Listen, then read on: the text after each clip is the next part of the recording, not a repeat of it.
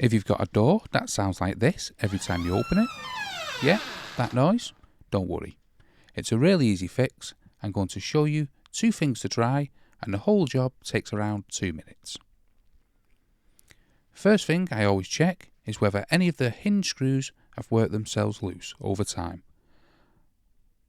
A loose screw can cause a surprising amount of noise on its own. Just go through each hinge and give every screw a firm tighten. Nothing fancy, a regular fathead or Phillips will do the job.